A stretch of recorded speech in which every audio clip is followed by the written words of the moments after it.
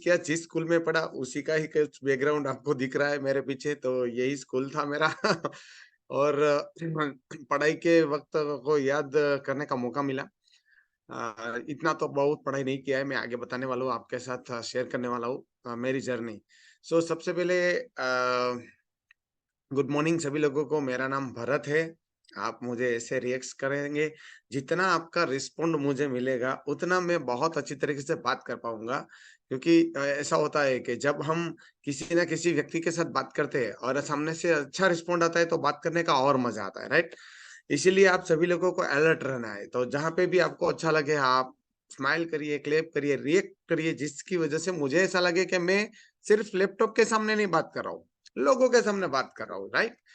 Okay, सो मैं अपना यहाँ जर्नी शेयर करने वाला हूँ। इस जर्नी से कुछ चीज़ आपको सीखने को मिलेगी, जो नॉर्मल लाइफ में मेरा वर्क था, और इस वर्क को करते हुए हम भी कहीं न कहीं इन सारी चीज़ों के साथ खिलवाड़ करते थे, खाने-पीने की चीज़ों के साथ, और वही चीज़ आपके साथ शेयर करूँगा। मेरी हेल्थ भी बहुत खराब हुई थी, वो मैं आपके साथ शेयर करूँगा, और काफ़ी सारे लोगों की मदद की इस मिशन के साथ जुड़ के। इस कम्युनिटी ने मुझे बहुत कुछ दिया है। तो ज़्यादा वक़्त ना लेते हुए मैं अपना यहाँ से शेयर कर रहा हूँ सबसे पहले। यस, सो ऑफ़ कोर्स मैंने अपना नाम बता दिया है, मेरी वाइफ़ है चेतना, और पिछले 9 साल से इस कम्युनिटी के साथ जुड़ा हूँ। उससे पहले मेरा वर्क था मिल का, और मैंने बताया ना, पढ़ाई मैं 8वीं तक ही पढ़ा हूँ। फ़ादर है मेरे, जो नीचे आप फ़ोटो दिख रहे हैं, और एक मेरे बचपन की फ़ोटो है। इस व्यक्ति को देख के और ये व्यक्ति को देख के किसी को भी ऐसा नहीं लग सकता कि ये कुछ लाइफ में कोई मिशन के पार्ट बनेंगे। मुझे तो कभी ऐसा फ़ील नहीं होता था उस वक़्त पे। दूध का व्यापार था, फादर का ही दूध का व्यापार था, तो बस वही काम करते थे। बेचते भी थे और पीते भी बहुत थे। तो आप मेरे फ़ोटो भी देख सकते हैं, और जो भी दूध की प्रोडक्शन से रिलेटेड लोगों से ज़्यादातर मिलना रहता था, उस वक़्त पे जब मैंने काम मेरे फादर का शुरू किया, तब मैं सिर्फ़ मिल्क का ही कर रहा था। मिल्क प्रोडक्शन का कुछ ऐसा काम नहीं था। मेरे फादर का ऐसा मानना था, जो हम कर रहे हैं वही करना चाहिए और कुछ नहीं करना चाहिए। उनकी सेहत में काफ़ी तकलीफ़ें रहती थी। बहुत सारी बीमारियाँ थी। मेरे मम्मी, मेरे पापा को, तो उनको भी अस्पताल की चक्करों में मैंने पढ़ाई वैसे भी पसंद नहीं थी, तो उनके काम में हाथ बटाता रहता था, और मैं 8वीं तक ही मुश्किल से मेरे फ़ादर ने पहुँचाया। मुझे तो उस तक वहाँ तक भी नहीं पहुँचना था। पता नहीं क्यों पढ़ाई नहीं पसंद थी। बट मुझे ऐसा लग रहा है आज, जिस सर्कल से मैं आ रहा हूँ, कोई पढ़े-लिखे नहीं थे। जिस बैकग्राउंड से मैं आ रहा हूँ वहाँ, और ये तो एक क्या स्कूल ड्रेस ऐसा नहीं होता था। हमारा स्कूल ड्रेस की बात करूँ ना, तो कभी कहीं न कहीं तो आपको कुछ अलग-अलग दिखता था, राइट? इस तरीके का स्कूल ड्रेस नॉर्मल से भी अंडर जीने वाले लोग जो रहते हैं, मिडल क्लास से भी अंडर जीने वाले लोग, उस बैकग्राउंड से मैं था। कोई पढ़ने में किसी का कोई ऐसा फ़ोकस नहीं था, तो शायद मेरा भी नहीं था। और जब पढ़ाई नहीं की, तो फ़ादर का जो वर्क था उसमें हाथ हाथ बढ़ाते रहे थे 12-13 साल की उम्र में, तो बस वही काम बाद में हमने शुरू किया, और उसमें मेरे फ़ादर की इतनी सारी बीमारियों की वजह से कहीं न कहीं अस्पतालों के चक्कर, पैरालिसिस हुए, वो बेड रेस्ट हुए, क काफ़ी सारी चीज़ हुई। और मेरी 19 साल की एज में मेरे मदर एक्सपायर हो गए, मेरे फ़ादर 22 साल की मेरी उम्र थी तब वो एक्सपायर हो गए। तो लाइफ को इतना ज़्यादा सीखने का पेरेंट्स के पास से मौका नहीं मिला। जब बचपन से हम उनके पास से, और जब समझ आई तब तक तो वो हमारे साथ भी नहीं थे। तो अब ना तो मैं स्कूल में कुछ सीख पाया, ना पेरेंट्स के पास से इतना कुछ सीख पाया।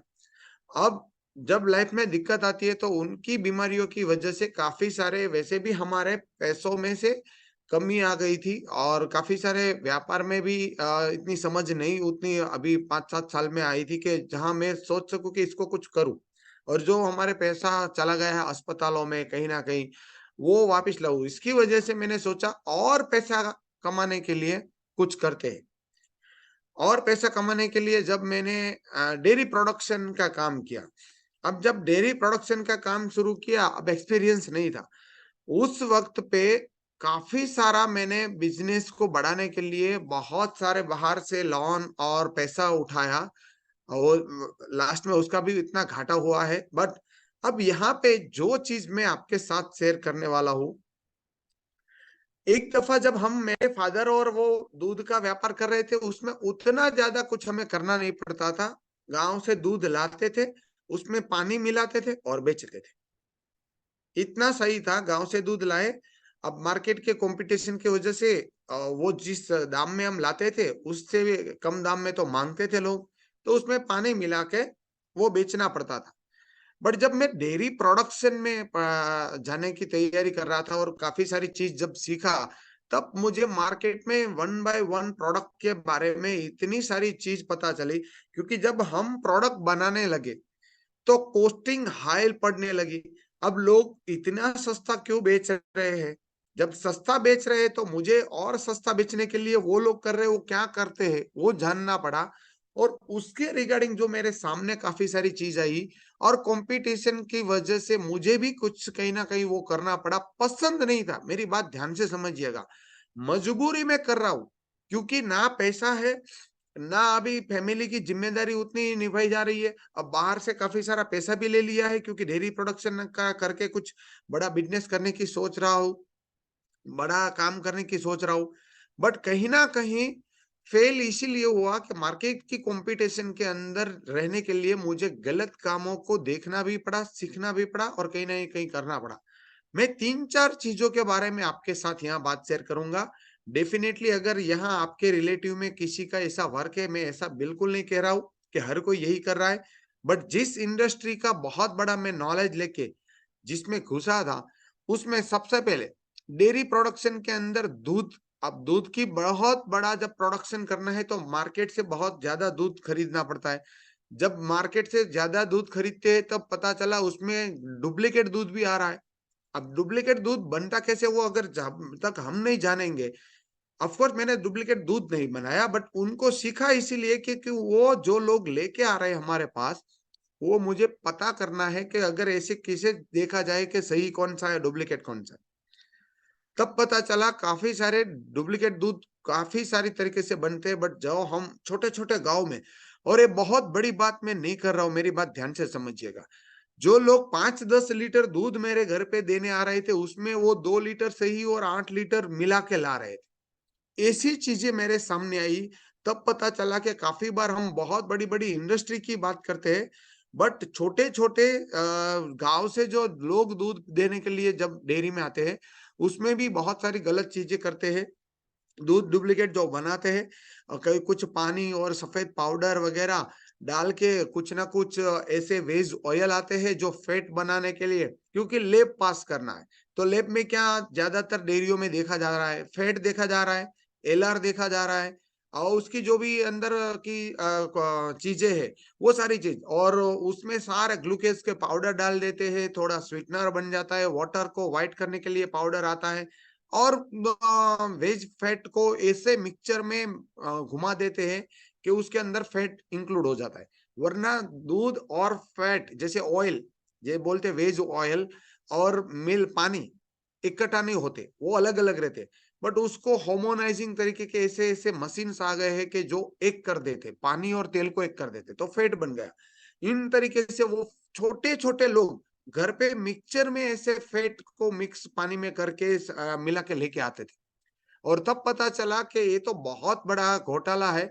तो ये यहाँ पे इतने लेवल पे हो रहा है, तो बड़ी-बड़ी इंडस्ट्री में क्या होता रहेगा? अब हुआ ऐसा कि जब बड़ा काम कर रहे थे, मेरे पास काफ़ी सारे मलाई, घी और उनका भी स्टॉक रहता था। अब उनको निकालने के लिए मैं बड़ी-बड़ी डेयरियों में कॉन्टैक्ट करता था। तो मेरे अमूल डेयरी के अंदर भी काफ़ी सारा मैं मलाई सप्लाई कर रहा था। इस लेवल पे मैंने काम को पहुँचाया। ऑफ कोर्स उसमें मैनेजमेंट नहीं रहा, कॉम्पिटिशन और काफ़ी सारी चीज़ों की वजह से घाटा बहुत आया था। बट यहाँ जब वहां पहुंचा और वहां कांटेक्ट हुआ, तो वहां पे भी मुझे काफी सारे ऐसी चीजें पता चली कि जैसे अब ये मेरे जैसे छोटे व्यापारी के पास अगर ऐसी चीज आ रही है, तो वो तो बड़े बड़े टैंकर है, वहां क्या होता रहेगा। और बाद में पता चला कि वहां पे मेरे ही सगे वाले कुछ बहुत बड़े बड़े लेवल पे टैंकर, पूरा पूरा टैंकर डुप्लीकेट दूध बना के भेज रहे, कहीं ना कहीं वो घुसा रहे अच्छी दूध के साथ। जैसे अगर 1 लाख लीटर का बहुत बड़ा टैंकर है, तो उसमें 10,000 लीटर तो कहीं घुसा देते। अब क्या, वो बड़ी इंडस्ट्री है, जैसे अमूल है, कोई भी इंडस्ट्री है, उस इंडस्ट्री को नहीं पता पता है, बट उनको इतना भी पता है कि सप्लाई ज़्यादा है, डिमांड ज़्यादा है और सप्लाई कम है। अब सप्लाई कम है तो कुछ भी तरीके से थोड़ा बहुत भी आ रहा है उसको ले लो। ये चीज़ ऑफ़िशियली है, अनाउंस की है। 16% अगर कुछ भी चीज़ आ जाए, ये कहीं पे भी मीडिया के अंदर नहीं आएगा। ये अंदर की बात है कि जैसे अमूल का है, तो उन्होंने परमिट कर दिया है कि 16% तक कुछ भी डुप्लीकेट चीज़ आती है उसको ले लो। अब 16% की परमिशन है तो 16 तो आएगा नहीं। ऑफ कोर्स उससे बढ़ के ही आ रहा है। मतलब 1 लाख लीटर दूध है तो 24 से 30% दूध डुप्लीकेट उसमें आ रहा है, जो मिल्क है ही नहीं। और काफ़ी सारी चीज़ों को मिला के वहाँ पे वो भी खरीदी कर रहे हैं, वो खुद ऐसे कुछ नहीं बना रहे। और जो हम टी स्पेशल करके जो प्रोडक्ट आ रहा है वो प्योर डी से बना हुआ है। क्योंकि वहाँ आने के बाद तो उनको पता ही है कि किस तरीके का मिल्क आया है जब लैब में जाता है। और उनका कहीं न कहीं वो अलग-अलग पैकिंग में उनके प्लान के हिसाब से डाला। अब ये सारी चीज़ तो यहाँ पता चली। अब उसके बाद की बात करूँ प्रोडक्शन की, तो जब मैंने पनीर बनाना शुरू किया, अरे सोचा मैं पनीर बना रहा हूँ, मेरे घर पे इतने में पड़ रहा है, लोग इतने में बेच रहे हैं, कर क्या रहे? तब पता चला उसके अंदर भी काफ़ी सारे पाउडर्स मिलाते हैं, जो खाने के लिए नहीं होते हैं। और दूसरा, अब हम घर पे पनीर बनाते हैं तो पनीर को क्या दूध में उबाल के कौन-सी चीज़ डालते हैं? या तो नींबू डालेंगे या कोई खट्टी चीज़ या विनेगर ऐसे डालेंगे। अब बड़ी-बड़ी इंडस्ट्री की बात नहीं कर रहा हूँ, छोटे-छोटे डेयरी वाले भी लोग यही चीज़ यूज़ कर रहे हैं, वो बाद में पता चला कि वहाँ पे एक एसिड है जो खाने का नहीं है, जिस एसिड को अगर हाथ में लग गया, यहाँ एक बूंद गिरी तो नीचे चली जाएगी होल बना के, वैसे एसिड को यूज़ किया जा रहा है। क्योंकि पनीर की सिस्टम ऐसी है कि अगर उनको एक साथ अगर कोई खट्टी चीज़ नहीं डाली और वो उनको अंदर से मावा और पानी अलग एक साथ नहीं करेगा, तो वो पानी के साथ थोड़ा दूध का भाग निकल जाएगा तो उसका क्वांटिटी कम बनेगा। दैट्स रीज़न वो लोग ऐसे-ऐसे डालते हैं। अब ये दूसरी चीज़ मेरे सामने आई, अब मुझे भी पनीर का बहुत बड़ा काम करना था, रेस्टोरेंट में जा रहा था काफ़ी सारी चीज़ों पे। तो वो करना पड़ा, वो किया मैंने भी। और मैं कभी भी उसके बाद ज़्यादातर पनीर बाहर का कोई खाना खाना है तो मैं पनीर को अवॉइड करता हूँ और घर पे बनाता हूँ। क्योंकि घर पे जो हम पनीर बनाएँगे वो हमारे हाथ में है। तो घर पे पनीर बनाना भी 20-25 मिनट नहीं होता, एक फैमिली को पनीर जितना चाहिए वो बनाने में दूध उबाल के और कर दो। तो ये चीज़ उस वक़्त से जब सीखा और करना भी पड़ा, बिज़नेस करना था। एक बहुत बड़ी चीज़ मैंने आपको बताई जो पनीर की है। जहाँ पे एक हम एसिड खा रहे हैं, बाद में हम बोल रहे हैं हमारी डाइजेशन खराब है, हमारे आंतों में क्या हो रहा है? अब छाले ही पड़ेंगे, बॉस एसिड खा रहे हैं। अब तीसरी चीज़ जब रेस्टोरेंट में हम जा रहे हैं तो रेस्टोरेंट में कहीं न कहीं उन लोगों से मिलते रहते हैं, जहाँ चीज़ और पनीर हम देते थे। अब पता चला वहाँ जो हम चटनी, तीखी या बहुत सारे तो टोमेटो सॉस, उसमें भी अब वो आ रहा है, चटपटा कराने के लिए। मतलब काफ़ी सारी चटनियाँ इस तरीके से बनती है तीखा, तीखा बहुत खाने के लिए लोग शौकीन हैं। अब भई मिर्ची है उसकी जो उनका तिखास है, वो एक लेवल पे ही है, उससे ज़्यादा नहीं हो सकता, कुदरत जो बना रही है उतना ही हो सकता है। बट उससे भी बियॉन्ड क्यों लग रहा है वो चटपटा और तीखा? क्योंकि उसके अंदर भी कुछ न कुछ ऐसे एसिड मिलाए जाते हैं। वो वहाँ रेस्टोरेंट में और फूड जो काउंटर है वहाँ हम जब आते-जाते थे, वहाँ पता चला कि ये लोग भी ये कर रहे हैं। अब ये बात हो गई पनीर की। दूसरी बात है तो चीज़, मैं इसीलिए इन सारी चीज़ों की बात बता रहा हूँ क्योंकि ये वैसे तो हम जंक फूड के साथ ही खाते हैं। ये कोई नॉर्मल फूड में हम नहीं खाते या तो घर पे नहीं बनाते। अब चीज़ बनाने का सिस्टम ही आया है इसीलिए कि जो बिगड़ गया है वो दूध यूज़ हो जाए। सही दूध का चीज़ नहीं बनता। जो हमारा नॉर्मल दूध है उससे चीज़ नहीं बनता, उसको बिगाड़ना पड़ता है। तो अब डेयरी वाले लोग खट्टा जो दूध हो जाता है, बिगड़ के जाता है, उनको 50% दाम में लेके उसका चीज़ बनाते हैं और उसमें भी और 2-3 दिन उसको पड़ा रहने देते। जब उसके अंदर काफ़ी सारे ऐसे गलत बैक्टीरिया और कीड़े पड़े उस हालत पे चला जाता है, तब जाके उसका चीज़ बनाते हैं। अब वही चीज़ हम खाते हैं और ज़्यादातर लोगों को पता भी नहीं है कि चीज़ जब 1 किलो चीज़ आप खा रहे हैं तो उसमें 500 तो नमक है और 500 ही वो मिल्क का मावा है। तो नमक कितना सोडियम हो गया। अब इस फील्ड में आने के बाद पता चला कि सोडियम की हमारी बॉडी की क्या ज़रूरत है। इस कम्युनिटी ने बताया। हम ही वही चीज़ों का व्यापार कर रहे थे, हमें भी नहीं पता था कि बॉडी के अंदर जाके ये क्या कर रहा है। तो 50% नमक और 50% दूध का मावा मिक्स करके वो चीज़ बनता है। उसी तरीके से बटर बनाने की सिस्टम। तो ये सारी चीज़ों के ऊपर इतनी गलत चीज़ें मिलाई जा रही है। अब हम घर पे छाछ बनाएँगे तो दूसरे दिन खट्टी बन जाएगी। अब हम कहीं-कहीं ब काफ़ी सारी डेयरियों से लेके आते हैं 5-5 10-10 दिन तक वो खट्टी नहीं हो रही है। उसके ऊपर भी लिखा है कि इसके अंदर हम कल्चर डाल रहे हैं। अब कल्चर तो आ गया बट कल्चर क्या है वो तो हमें पता नहीं है। तो ये सारी जो छोटी-छोटी चीज़ें हैं जहाँ-जहाँ कहीं न कहीं केमिकल्स यूज़ हो रहे हैं, वो केमिकल हमारी हेल्थ के लिए सही नहीं है। अब दूसरी बात बता दूँ नॉर्मल दूध की, जहाँ से गाय-भैंस का दूध निकल रहे हैं, वो दूध को जो इंजेक्शन मारने के लिए जो इंजेक्शन लगाते हैं, दूध ज़्यादा निकले इसीलिए और गाय आराम से उसको दूध निकालने दे। जिस तरीके से वो इंजेक्शन लगते हैं, वो इंजेक्शन बैंड है। वो लीगल सेल नहीं होते, वो इनलीगल तरीके से लाके लगाते हैं, वो हार्मोन चेंज कर देते हैं गाय-भैंस के। और जब हार्मोन चेंज कर देते हैं, वही मिल्क हम खाते हैं। इंजेक्शन लगाए हुए गाय-भैंस का दूध खाने से 15 साल में कैंसर का कन्फर्म है। इसीलिए उसके ऊपर बैन लगाया गया है। फिर भी बाहर के दरवाजे से लाके इंजेक्शन लगाते हैं ज़्यादा दूध निकालने के लिए। अब कोई बोल रहा है सर हमारा तो गाँव से ही दूध आ रहा है, बट क्या वो बंदा किस तरीके से उस गाय-भैंस को क्या खाना दे रहा है, वो भी हमें पता नहीं है। अब ये था दूध और प्रोडक्शन आ गया दूध के प्रोडक्शन के अंदर हम घी की बात करें। काफ़ी सारे लोग बोलते हैं सर पहले के समय में बोलते थे घी खाना तो सेहत के लिए अच्छा है।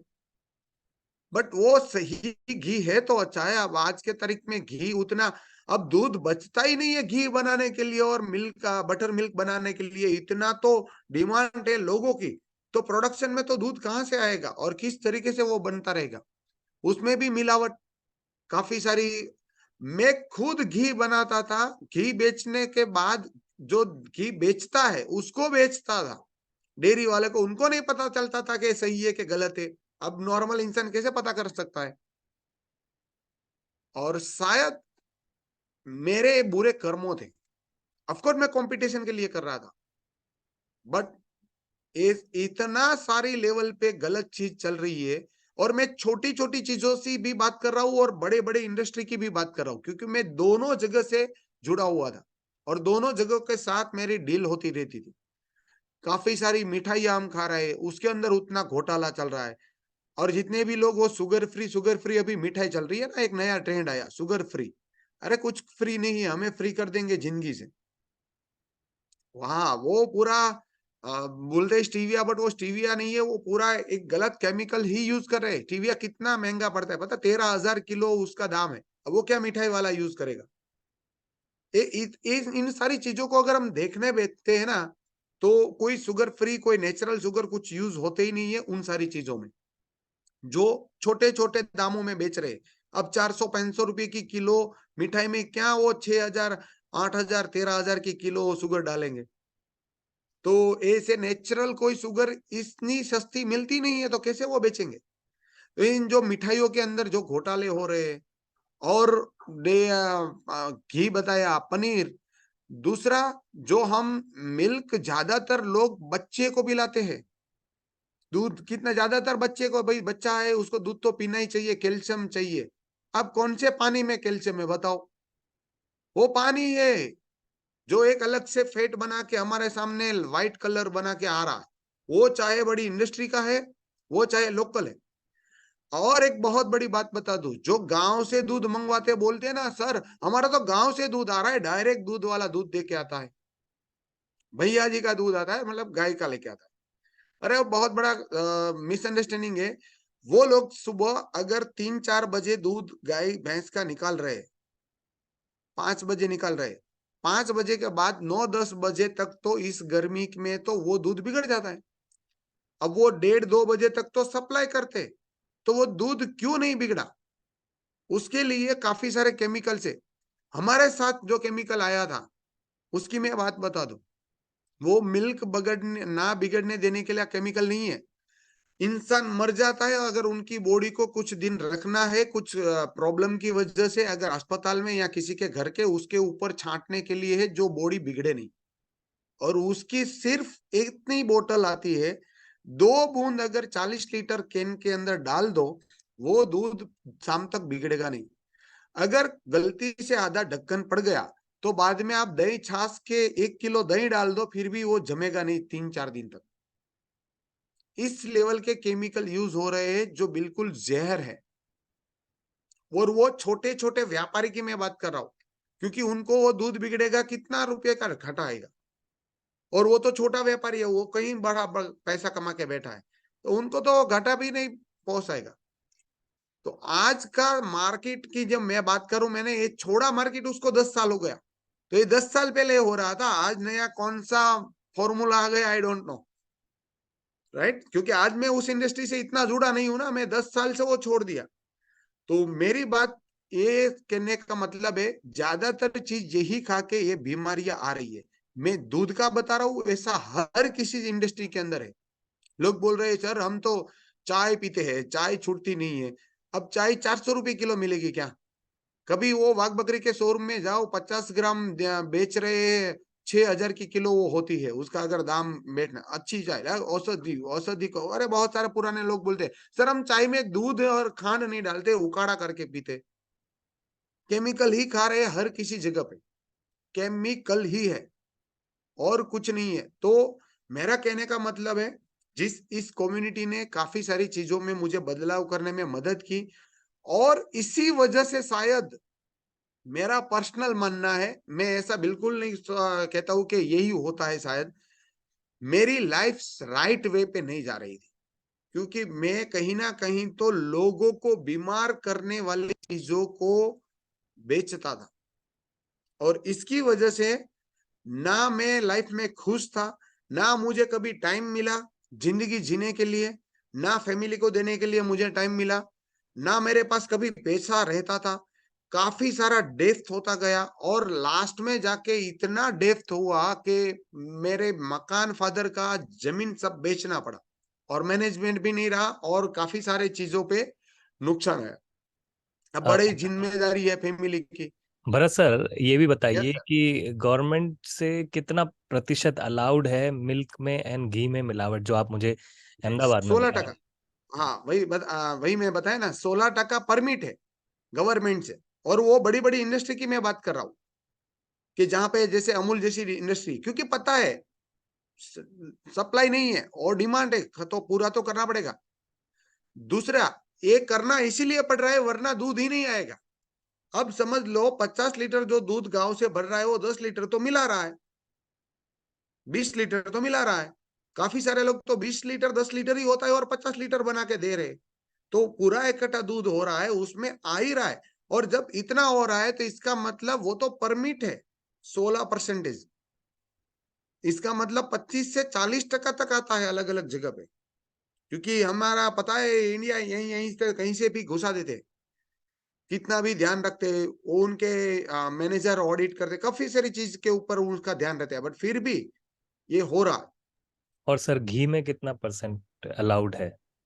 घी के अंदर सर, अभी गवर्नमेंट की जो परमिशन है वो है 25 टका।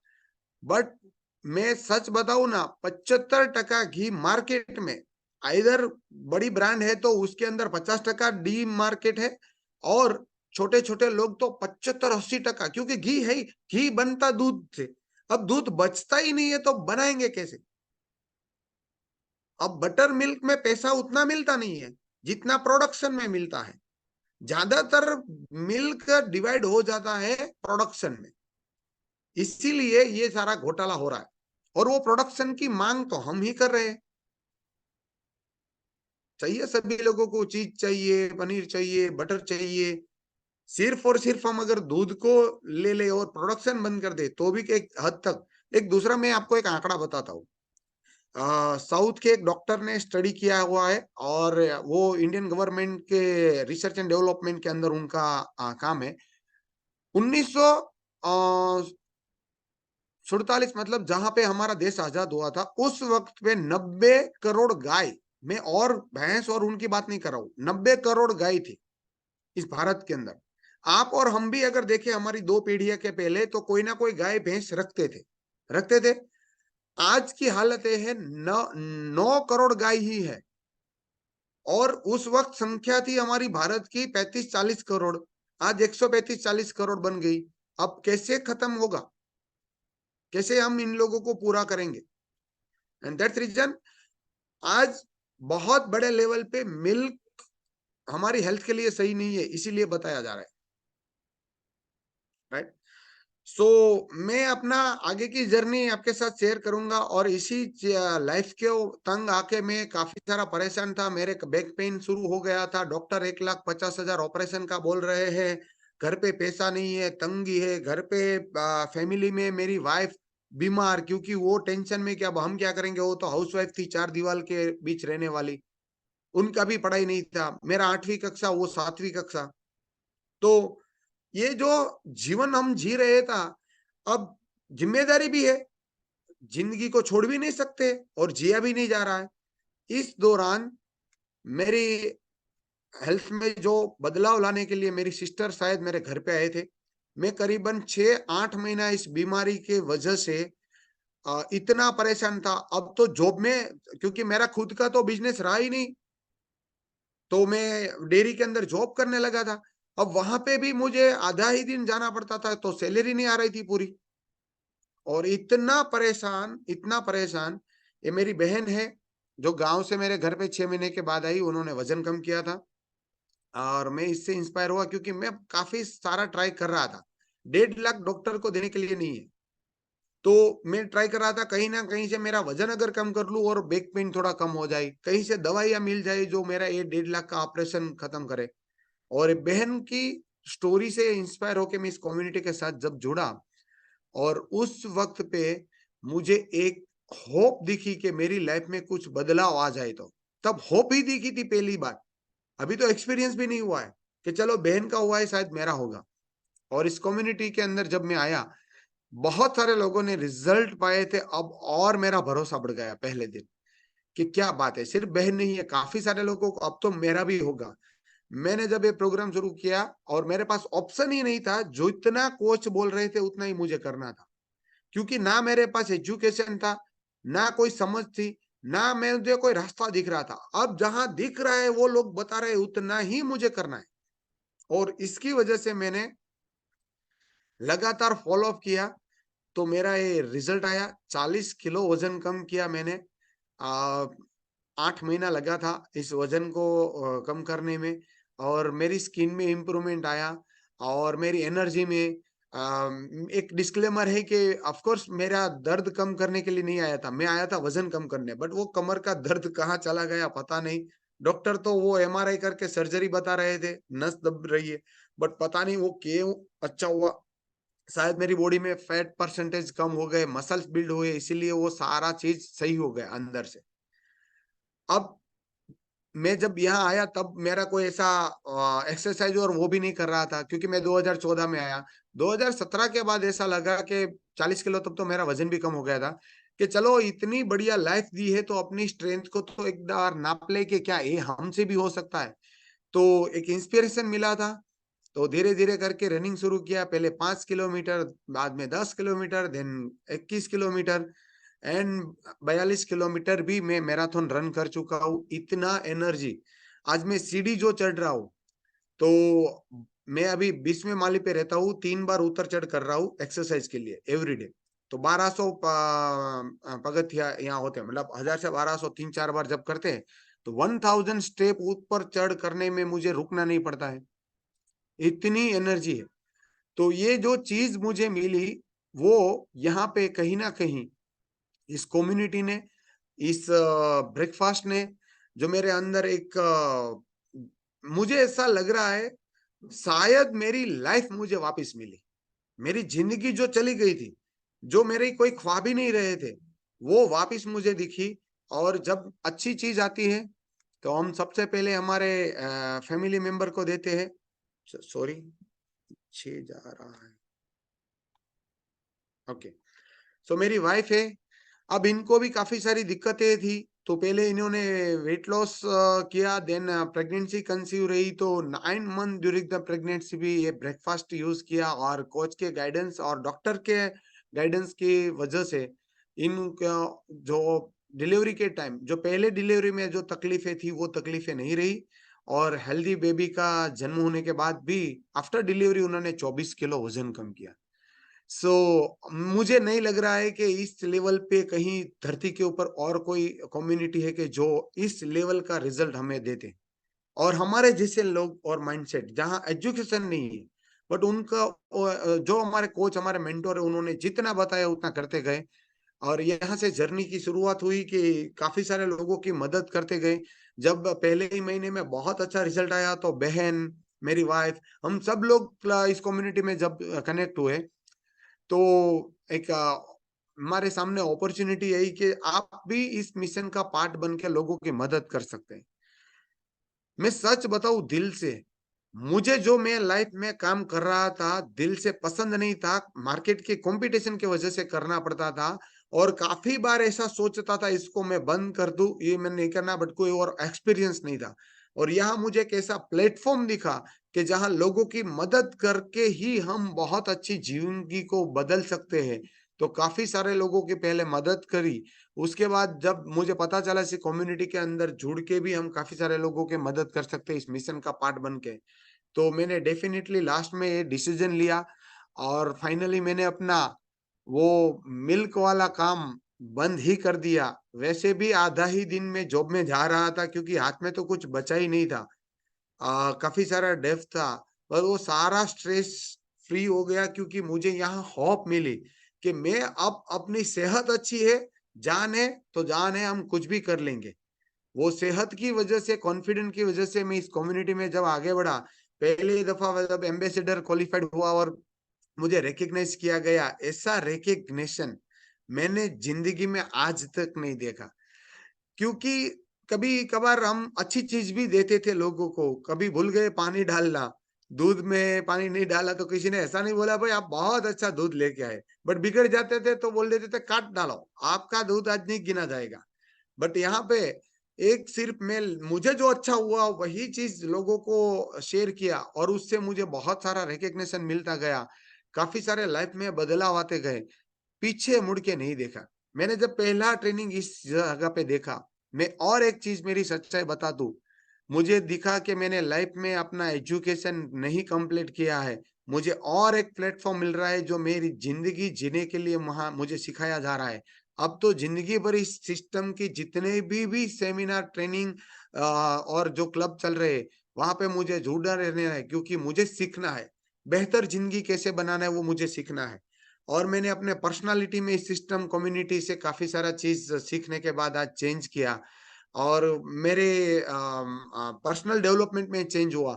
आप मेरी पहली वाली फ़ोटो देखे थे तो पता होगा कि वहाँ मूंछें और मेरा स्वभाव भी ऐसा था और यहाँ आके इतना सॉफ्ट बन गया, इतना हम्बल बन गया, इतना अच्छे स्वभाव से मैं रिप्रेज़ेंट करता हूँ अपने आप को हर जगह पे कि लोग अब मुझे पसंद करते हैं। और ये सिर्फ इस सिस्टम ने मुझे सुधारा है। तो ऐसा मैं बता सकता हूँ कि एक आतंकवादी को एक इंसान बनाया इस कम्युनिटी ने। ऐसा मेरा एटीट्यूड था। और ऐसे-ऐसे लोगों के पास फ़ोटो खिंचवाने का मौका, मैरी कॉम जिसको मैं सोच भी नहीं सकता कि ऐसे कभी स्टार के बगल में भी खड़ा रहने को मौका मिलेगा, राइट? और मेरा इस जर्नी में मुझे एज़ अ प्रोफ़ेशन या एज़ अ मिशन के तौर पे लोगों की मदद करने के लिए मुझे मजबूरन इन सारी चीज़ों की वजह से मैं आया। पहले तो लाइफ़ टाइम जो ब्लेसिंग्स मुझे मिलने वाला है, जो मैं काम कर रहा था मिल्क का, ऑफ़ कोर्स वो किसी न किसी की हेल्थ खराब कर रहा था और कहीं न कहीं उसका पार्ट मैं बनता था, जैसे वो सर ने बताया कर्मा की वजह से। जब हम हमारा सही कर्म नहीं करते, तो वो कहीं न कहीं मैं भुगत रहा था। दूसरा, यहाँ पे मैं अपनी और अपनी फैमिली की ज़िंदगी भर हेल्थ को सही रख पाऊँगा क्योंकि मुझे ये गाइडेंस मिलता रहेगा एवरीडे और इसी मोटिवेशन की वज़ह से मैं गलत जंक फूड और जो गलत चीज़ बिक रही है, उसको मैं घर पे लाके नहीं खाऊँगा। और सही रास्ते पे मैं अपनी हेल्थ को रख पाऊँगा और मेरी फैमिली की हेल्थ और मैं अपने बच्चों को भी सही हेल्थ दे के जाऊँगा, हैबिट्स अच्छी दे के जाऊँगा अगर इस कम्युनिटी के साथ लगातार बना रहा था। और लाइफ टाइम लर्निंग प्लेटफ़ॉर्म जो ज़िंदगी में मैं कहीं न कहीं एजुकेशन में तो छोड़ के आया था। बट यहाँ मुझे एक मौका मिल रहा था कि मुझे ज़िंदगी जीने का मौका मिल रहा है। यहाँ जो माइंड का मतलब क्या बोले, ये इंसान के दिमाग को बनाने के सिस्टम में बता सकता हूँ। ऐसे लेवल पे मैं आज यहाँ पे फ़ील कर रहा हूँ, राइट? और लाइफ टाइम कोचिंग सपोर्ट मुझे मिलेगा। जभी भी दिक्कत आती है, हमारे लीडर्स, हमारे कोच, हमारे वेलनेस कोच को मैं आज भी कॉल करके मेरी कोई भी प्रॉब्लम, कोई भी कन्फ्यूज़न सॉल्व कर सकता हूँ। जो मेरे लाइफ के गुरु कभी मुझे नहीं मिले थे और किसी को मैं गुरु मानने के लिए तैयार भी नहीं था, ऐसा एटीट्यूड था, राइट?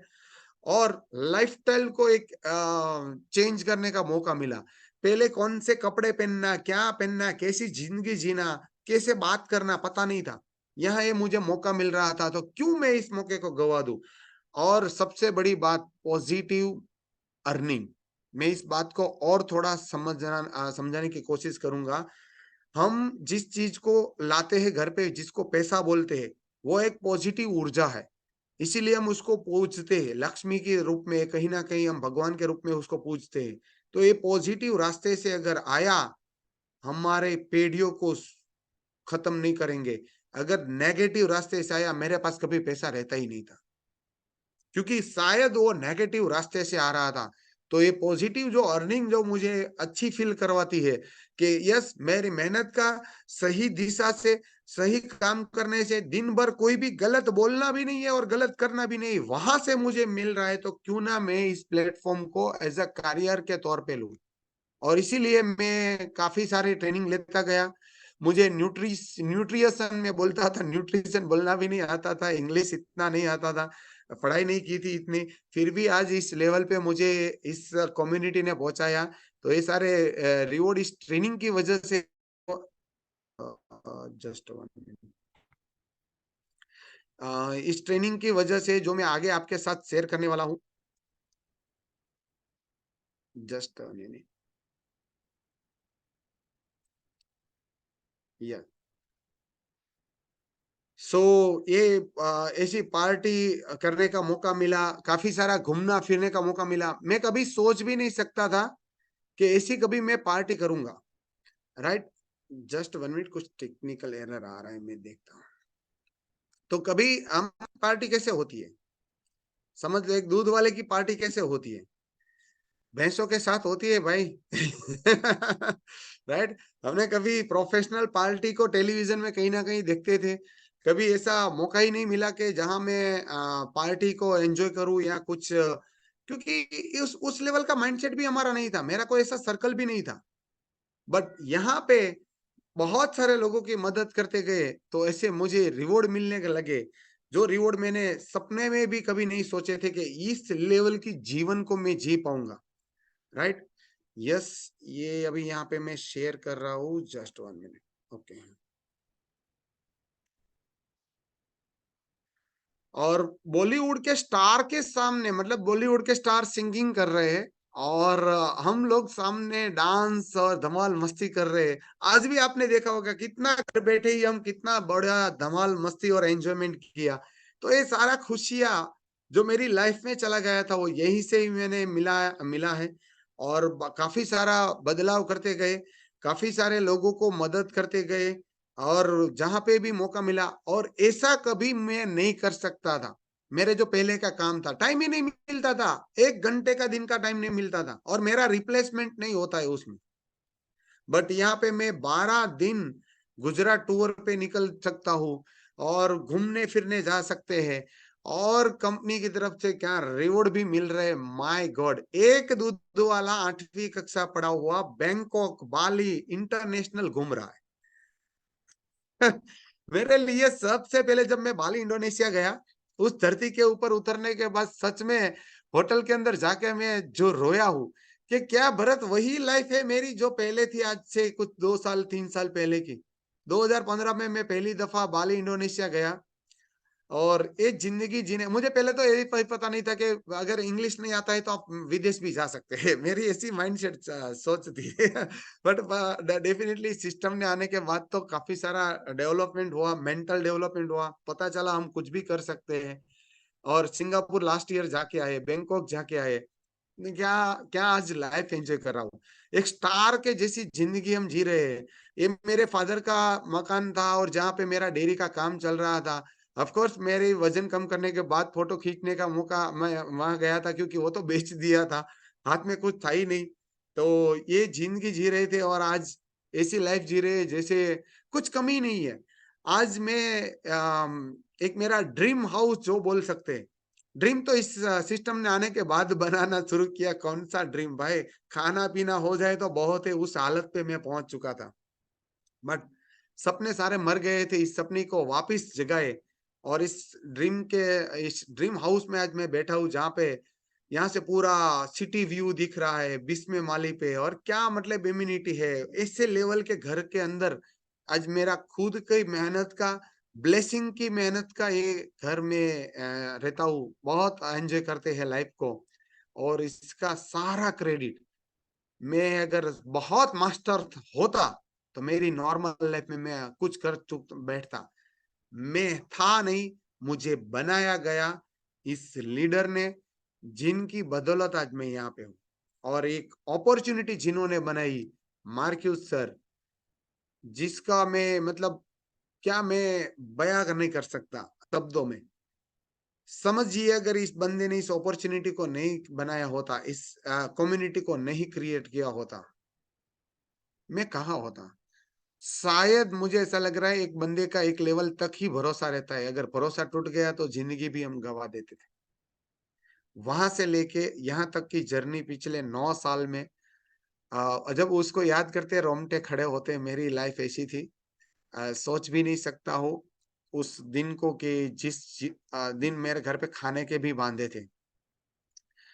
शायद मैं गलत ट्रैक पे था और मुझे एक सही रास्ता मिला ज़िंदगी जीने के लिए, राइट? सो थैंक यू कहूँगा सर को क्योंकि बहुत ही उस दिन को याद करता हूँ तो इमोशन इमोशन आ जाता है क्योंकि मैं इसको आगे नहीं बता सकता। तो ये लाइफ आज मैं जी रहा हूँ thanks to this system community और ऊपर वाले को भी क्योंकि उन्होंने शायद उस दिन मेरी बहन आई तो मुझे वो दिमाग में इस चीज़ को एक्सेप्ट किया कि मुझे ये प्रोग्राम करके अपना वेट कम करना है। अगर वो ख़्याल भी नहीं आता, वो सच्चे ख़्याल नहीं अगर ऊपर वाले मेरे दिमाग में डालता ना, तो भी शायद मैं यहाँ पे नहीं होता। तो थैंक यू सर आपने मौका दिया मेरी जर्नी और मेरी जर्नी से अगर काफ़ी सारे लोगों को कुछ अगर सीखने का मौका मिला, सबसे पहले तो डेयरी प्रोडक्शन खाना बंद कर दो या तो घर पे कुछ कर लो। वैसे भी सारे जंक फूड ऐसे ही आते हैं और दूसरा लोगों की मदद करना बंद मत कीजिए। उसी की वजह से आज मैं यहाँ पे हूँ। मैं नहीं ये ज़िंदगी जी रहा हूँ, कहीं न कहीं लोगों की लाइफ़ में बदलाव हुआ है, उनके ब्लेसिंग की वजह से मुझे ये ज़िंदगी मिली है। और इस कम्युनिटी के अंदर जो सीखने का मौका मिल रहा है ना, जो ट्रेनिंग है ना, मुझे ऐसा लग रहा है जैसे कहीं प्राचीन काल में जो बहुत सारे ऋषि-मुनियाँ ज़िंदगी जीने के लिए जो सारा ज्ञान देते थे, वो चीज़ आज हमें यहाँ मिल रही है। और इसीलिए हम ऐसी ज़िंदगी बना पाए। तो बहुत बड़ा प्लेटफ़ॉर्म है अगर हमें ज़िंदगी चेंज करना है तो ये लर्निंग प्लेटफ़ॉर्म जहाँ पे ऐसी ट्रेनिंग समझिए अगर कम्युनिटी के अंदर, क्लब के अंदर ऐसी सारी ज़िंदगी बदल सकती है, तो जिनको बनाने के लिए जो ट्रेनिंग दिया जा रहा है वो इंस्टीट्यूट कैसा होगा? वो सिस्टम कैसा होगा? आप सोच भी नहीं सकते। So thank you Rishabh sir, thank you leadership. आ आपने मुझे मौका दिया मेरा आज का जर्नी एक्सपीरियंस शेयर करने का और आई होप मेरी जर्नी से लोगों को कहीं न कहीं इंस्पिरेशन मिला होगा। एब्सोल्युटली बहुत ही माइंड ब्लोइंग। मैं चाहता हूँ सभी लोग एक बार अनम्यूट करके सर को thank you so thanks much बोलें सर, फॉर द बहुत Thank you बहुत अमेजिंग so much, धन्यवाद। sir. इंफॉर्मेशन थैंक और you so story. Much Very sir, Thank you unbelievable. so much, thank sir. You Thank sir, thank you so much, you so much, sir. Thank you धन्यवाद sir. Thank you. Story sir की रही और ऐसे-ऐसे खुलासे I am sure और आज के बाद अब आप कम से कम डेयरी प्रोडक्ट से नमस्ते कर लेंगे, जो काफ़ी समय से मैं बताने की कोशिश कर रहा था। लेकिन आज आपने you heard it from the horses mouth, यानी कि जो व्यक्ति ऑलरेडी उसका व्यापार कर चुके हैं इतने सालों तक, वो अगर आपको बता रहे हैं, तो आई होप आप इन चीज़ों से दूर रहेंगे, बचेंगे और अपने आप को और अपने जीवन को खुशहाल बनाएँगे। और सर, क्या अमेजिंग ट्रांसफॉर्मेशन है! मतलब हम लोग तो इस अपॉर्च्युनिटी में आने से पहले भी विदेश यात्रा मैं लकीली कर चुका था। लेकिन मैं समझ सकता हूँ कि जब आप एक बहुत ही साधारण बैकग्राउंड से आते हैं, लेकिन इस तरह का आपको अपॉर्च्युनिटी मिलती है और आप उसको एक्सेप्ट करके उस पे काम भी करते हैं, तो आपका जीवन, न केवल आपका जीवन बदलता है बल्कि आपके आसपास रहने वालों का भी जीवन बदलता है। और बहुत लकी हैं वो लोग जो आपके क्लब में आते होंगे, आपसे डेली मिलते होंगे, है ना। हम लोग तो आज आपको सुन रहे हैं, देख रहे हैं, लेकिन जो लोग डेली आपके साथ रूबरू होते होंगे वो कितना सीखते होंगे, कितना इंस्पायर रहते होंगे, ये आज समझ में आ रहा है। तो हम इस वर्चुअल उस प्लेटफॉर्म पे तो आपको कुछ दे नहीं सकते, अगर आप सामने रहते अरे तो बहुत सर, कुछ आपका देते, प्यार ही लेकिन हमारे लिए बहुत है। लेकिन एक छोटा सा ये टोकन आपके आज के इस प्रोग्राम के लिए, थैंक यू सो मच हमें समय देने के लिए, और हमें बहुत इंपॉर्टेंट इन्फॉर्मेशन देने के लिए, जो कि कहीं ना कहीं हम लोग जब अपने मुंह से बता रहे थे तो शायद लोग थोड़ा समझ रहे थे, थोड़ा नहीं समझ रहे, लेकिन आई एम श्योर आज वो काफी हद तक समझ चुके होंगे और मैं इसको एक ही लास्ट में क्लब के लोगों को बताऊंगा कि जितने भी यहाँ कोचिस है, उन लोगों की कम्युनिटी मेरे ही जैसे, कोई दूध का काम कर रहा है, कोई रेस्टोरेंट का काम कर रहा है, और उनकी सच्चाई को जान के ही आपको बता रहे हैं।